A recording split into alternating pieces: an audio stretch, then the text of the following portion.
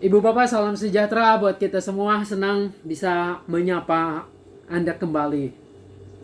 Tentu saya berdoa kiranya saudara-saudara berada dalam kondisi yang baik, sejahtera, dan tentunya juga terus membangun relasi hubungan yang baik dengan Tuhan dan dengan orang-orang yang kita cintai.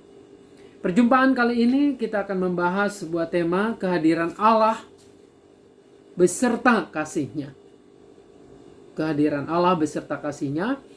Nanti dasar firman Tuhan kita akan bersama-sama renungkan dari 2 Samuel 7 ayat pertama sampai 17.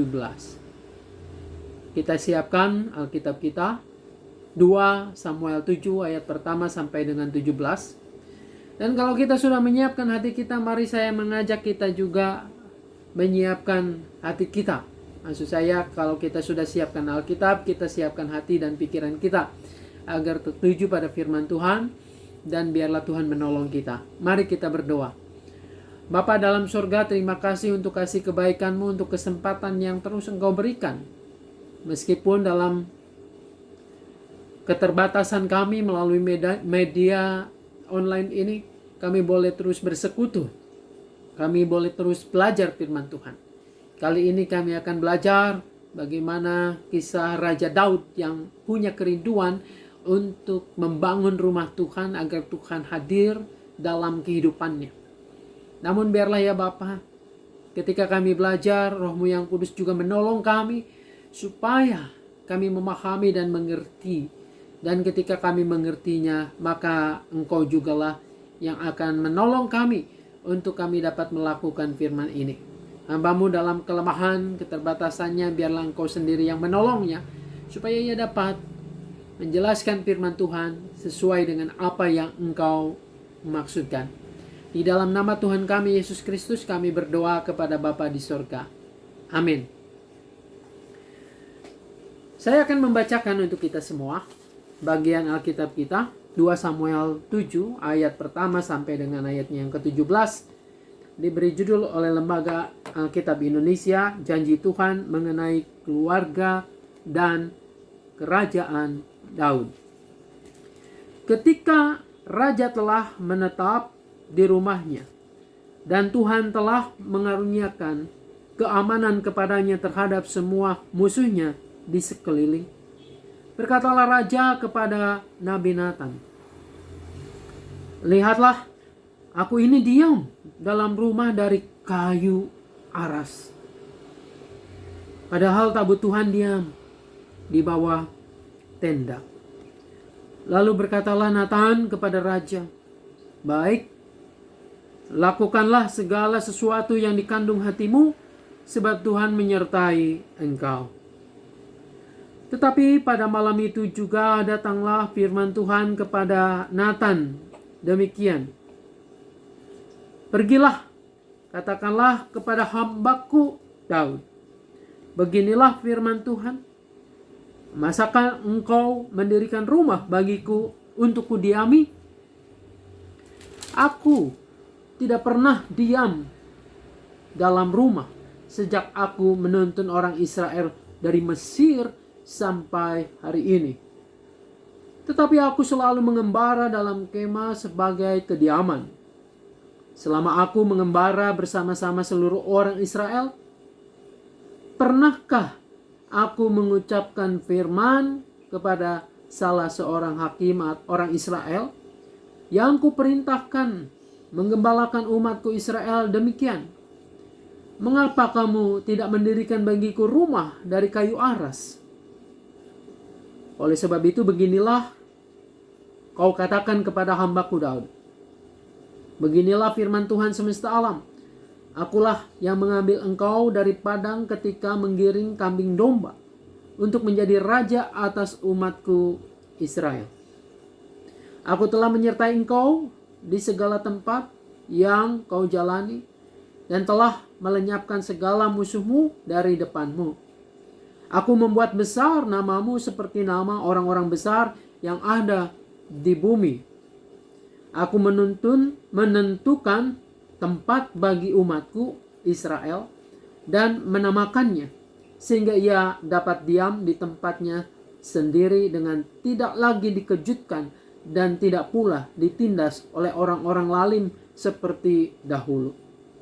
Sejak aku mengangkat hakim-hakim atas umatku Israel, aku mengaruniakan keamanan kepadamu daripada semua musuhmu.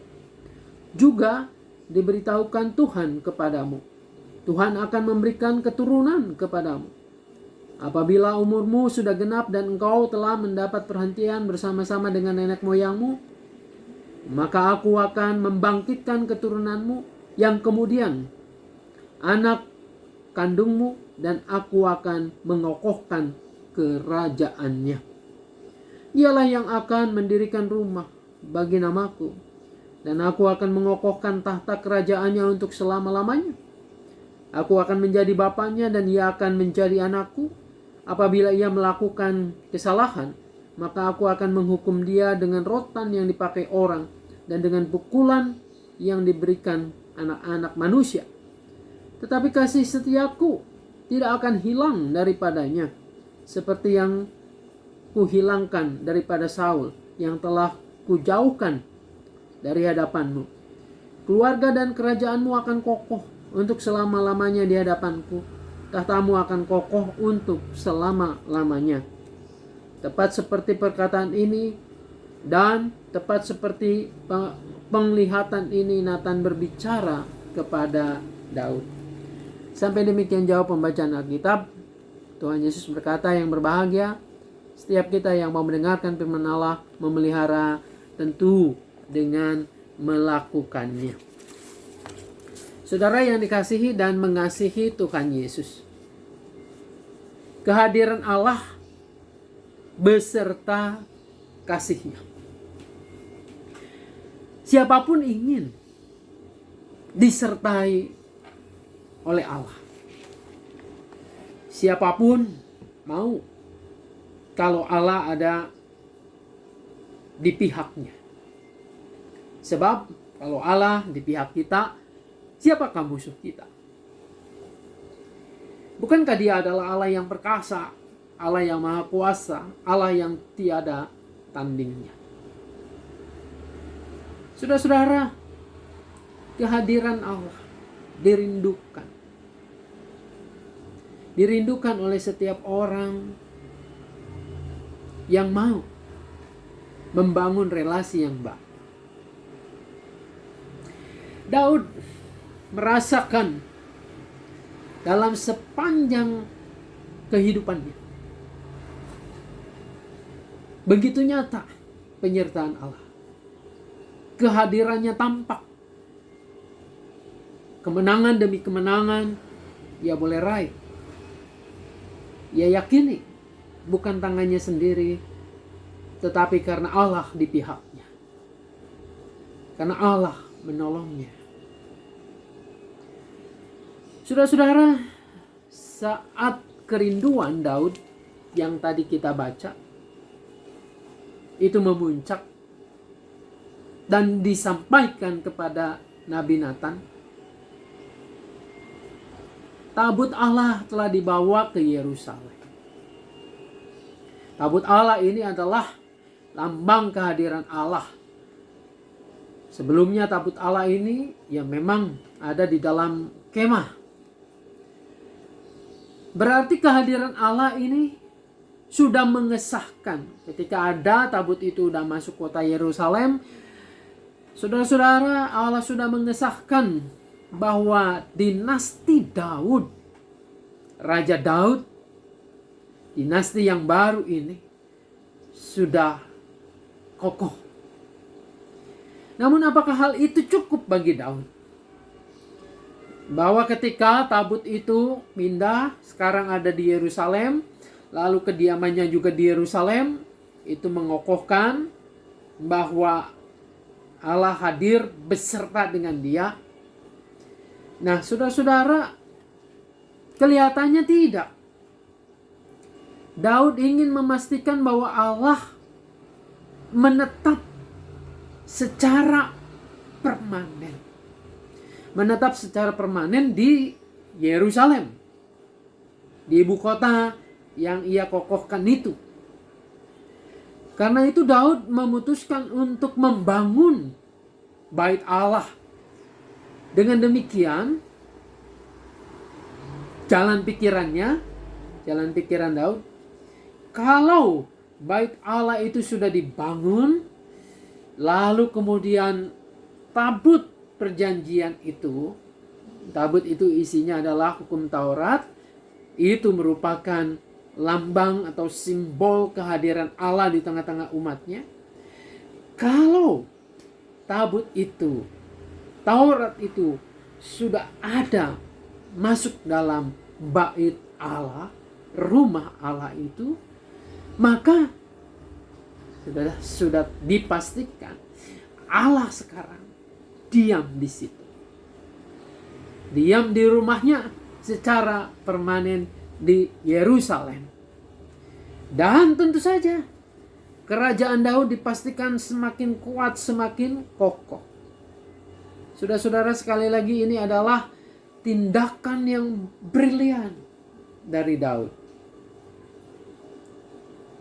Bisa saja betul bahwa kerinduannya untuk membangun bait Allah ini adalah berdasarkan ungkapan syukur. Oleh karena Tuhan senantiasa menolong dalam pergumulan demi pergumulan, dalam menghadapi berbagai tantangan, musuh, dan lain sebagainya. Nah, ketika Allah nantinya dibangunkan sebuah rumah yang indah, yang mewah, bait Allah itu, maka disitulah sebetulnya kekuatan yang maha dahsyat sekarang ada dekat Daud. Sehingga tak mungkin lagi ada musuh-musuh yang bisa menjamahnya. Saudara-saudara, keputusan Daud memang penting dalam kaitannya dengan kehadiran Allah. Namun demikian, apa yang akhirnya terjadi atau dijawab oleh Allah sendiri? Keinginan, kerinduan itu disampaikan kepada Nabi Nathan. Dan Nabi Nathan sendiri merespon, wah, ini sesuatu yang baik. Ini sesuatu yang mulia. Tuhan menyertai engkau. Tetapi malam harinya, sesudah percakapan itu, Allah berbicara kepada Nabi Nathan. Lalu menyampaikan kehendaknya, menyampaikan jawaban atas keinginan Daud itu. Nah, saudara-saudara, di sana kita tadi melihat Allah menguraikan sedemikian rupa bahwa ketika Israel dibebaskan dari perbudakan di tanah Mesir, terus berjalan masuk dalam negeri perjanjian itu, Allah menyatakan bahwa Ia tidak pernah diam di dalam rumah. Ia mengembara, hadir bersama-sama dengan umat itu, menuntun umat itu. Dalam bagian yang lain kita bisa lihat kehadiran tuntunan Allah itu berupa tiang awan ketika panas terik. Allah menyertai, kasih-Nya itu menyertai umat-Nya di dalam perjalanan. Sehingga umat itu kalau siang tidak kepanasan.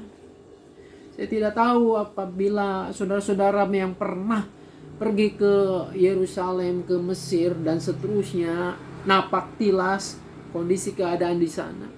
Seperti apa panasnya. Nah, bisa dibayangkan. Kalau tidak ada awan yang menaungi umat itu, apa jadinya? Lalu kemudian Allah juga hadir dalam tiang api ketika malam hari, ketika gelap. Kehadiran Allah juga yang mengembara bersama-sama umatnya itu nampak melalui pemberian makan mana.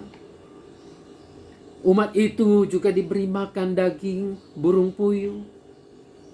Dan sederet lagi, begitu banyak penyertaannya. Tuhan mengatakan, gak pernah aku diam dalam rumah.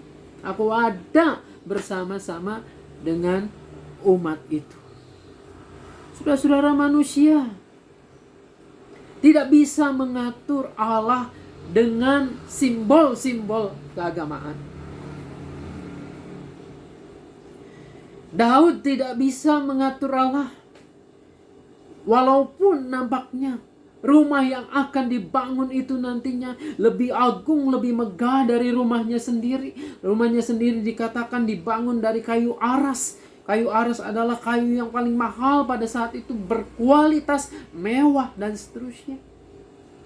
Sekalipun dibangun dalam kemewahan, seolah-olah Tuhan atau Allah di situ mau mengatakan, aku tidak pernah bisa terpenjara oleh rumah yang mewah ini. Tidak bisa simbol-simbol itu mencengkram, mengikat kebebasan dari Allah itu dalam menyertai umatnya. Sebaliknya, Allah lah yang mengatur umat manusia. Daud sekali lagi hampir terjebak untuk mengatur Allah bagi kepentingan politiknya, bagi kepentingan keagungannya. Bukankah sekarang banyak juga agama keyakinan kepada Tuhan itu dipakai untuk tujuan-tujuan politis. Simbol-simbol agama, simbol-simbol ketuhanan dipakai untuk membangun sebuah kelompok komunitas. Lalu kemudian gerakan politik. Ada yang lembut, tapi juga banyak dengan kekerasan. Tapi intinya adalah sama. Mau mengkerdilkan Tuhan. Memenjarakan Tuhan. Merumahkan Tuhan.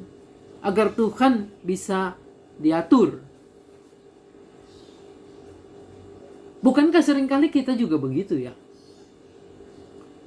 Periksalah dalam doa-doa kita. Kita sering kali mengatur Tuhan. Tuhan harus ini, harus itu, dan seterusnya. Oh, mungkin kita akan mengatakan, enggak begitu Pak Pendeta. Kita minta tolong sama Tuhan. Minta perlindungan, minta jalan keluar. Benar. Benar. Kita seringkali memakai bahasa kita minta tolong. Tapi minta tolong itu adalah versi kita. Lalu kemudian kita membalik dan kita mengatur bahwa Tuhan harus begini, begitu. Kalau saya membaca dari kisah ini, saudara-saudara, menarik bahwa Tuhan tidak mau dipenjarakan oleh manusia. Dan memang tidak bisa terpenjara atau dipenjarakan oleh manusia meskipun dibangun dalam sebuah kemewahan. Saudara-saudara, Daud sekali lagi hampir terjebak untuk mengatur Allah bagi kepentingan politiknya. Demikian juga dengan Nathan yang telah mengesahkan keputusan Daud itu. Namun Allah berfirman kepada Nathan untuk menarik persetujuannya. Allah lah yang akan membangun rumah. Saudara-saudara, nanti melalui keturunannya. Memang gak disebutkan siapa keturunannya. Orang kemudian mengatakan nanti anaknya Salomo yang akan membangun. Betul. Salomo ketika masa jayanya membangun rumah Tuhan.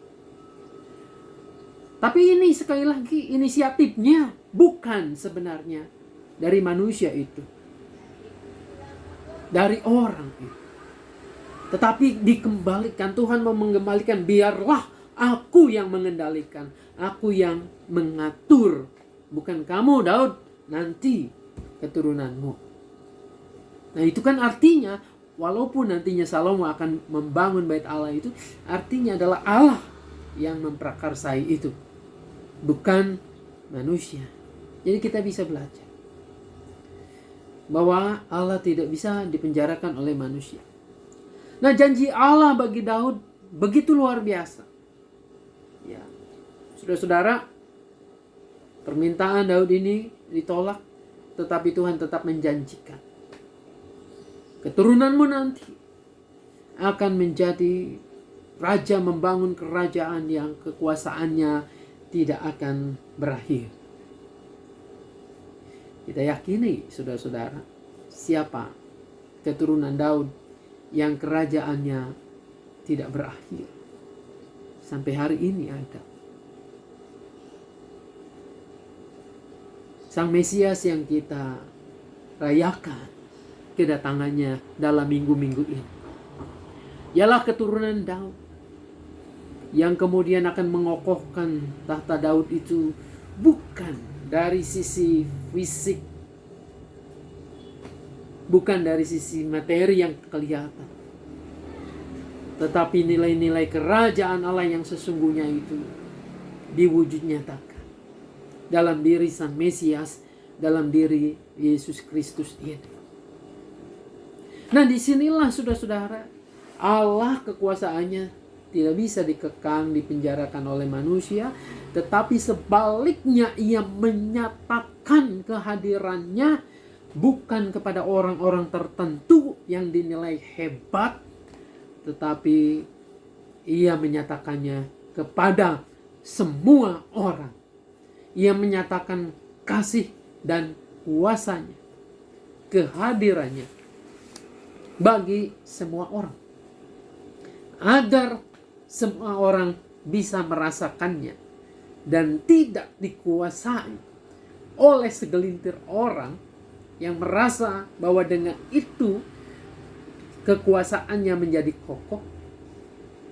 Sang Mesias ini yang meneruskan tata Daud ini, dia lahir dalam kepapaan, kesederhanaan, agar setiap orang bisa menjumpainya, agar setiap orang bisa merasakan cinta kasihnya, agar setiap orang bisa bertemu, berjumpa, dan merasakan Allah hadir, Allah menyertai, Allah peduli, meskipun orang itu sangat sederhana. Inilah yang harus kita renungkan pada saat ini. Saudara-saudara, Allah hadir, kasihnya nyata. Ia menyatakan cinta kasihnya itu buat semua orang. Buat Anda, mungkin Anda yang pada saat ini sedang merasa begitu berat beban kehidupan yang harus ditanggung. Mungkin Anda yang merasa pada saat ini sendirian, kesepian. Yakinlah bahwa Allah hadir dan ia menyatakan kasih. Tinggal kita yang membuka hati ini. Membuka hati ini, biarlah Allah hadir di hati kita dan ia menguasai kehidupan kita, diri kita, bukan sebaliknya kita yang mau menguasai dia. Berikanlah hati kita, hidup kita diatur oleh Dia, maka Anda dan saya akan benar-benar mengerti, mengalami cintanya, kehadirannya itu seperti apa.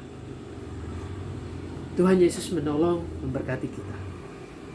Amin. Mari kita berdoa. Terima kasih Bapa di surga, dari kisah ini kami boleh banyak belajar. Biarlah Engkau menolong kami, bahwa dalam kehidupan kami tunduk dalam kuasa-Mu, sehingga kehadiran-Mu boleh nyata mengatur hidup kami. Cinta kasih-Mu boleh kami alami setiap saat, setiap hari. Tuhan, kehidupan ini masih terus berjalan. Pergumulannya ada di hadapan kami. Tapi biarlah Allah yang beserta kami, Immanuel, itu betul-betul nyata dan kami mengalaminya. Kami mendoakan untuk orang-orang yang kami kasihi, yang pada saat ini dalam keadaan sakit. Tuhan menolong, memulihkan. Pulihkanlah juga bangsa kami dan dunia ini. Kami percayakan kehidupan kami selanjutnya ke dalam tangan-Mu. Dalam nama Tuhan Yesus kami berdoa. Amin. Kasih Tuhan mengiringi-Mu, dan sayap-Nya melindungi-Mu.